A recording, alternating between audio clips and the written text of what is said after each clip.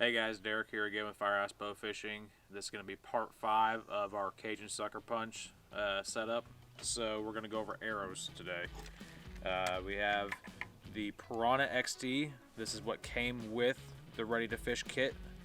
I also have here one of their 4-barb stingers. This is my personal favorite from the Cajun lineup, but we're going to go ahead and show you guys what you'll be using most of the time on the kit straight out of the box.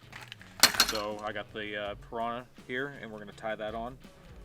Take your end of your line, and this knot is called a figure 8 on a bite that I'm going to tie. So I'm going to start with doubling over my line. It's going to wrap behind itself into a loop, and then once it's in a figure 8 pattern like that, I'm going to cross it again. So just over like so, and I'm going to take the loop in and put it through the hole.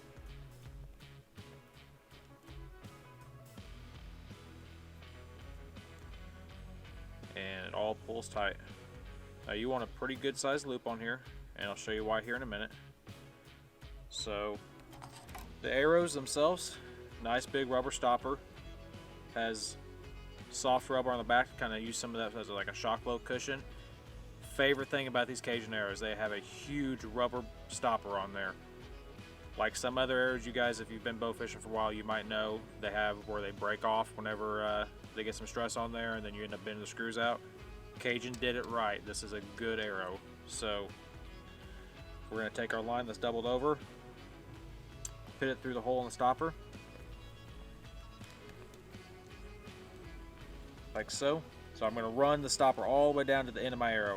I'm going to take that loop, run it right over the tip, and now I'm going to come back down the arrow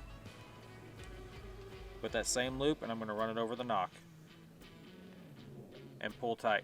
So basically all I've done is girth hitched that slider. My loop's big enough so my knot is behind the nock. That's the important part here. You want your knot behind the nock, so that way when your arrow flies, it has a little bit of a loop there where that knot doesn't get in the way of the nock there. The important reason why you want to tie it like this is, a lot of times you're going to get a pass through on a fish.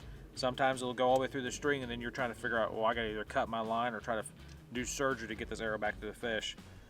So when it's tied like this, same way it went on, same way it comes off. You're going to take your loop, go over your nock, run it all the way back down to your tip, and then you can just pull straight out.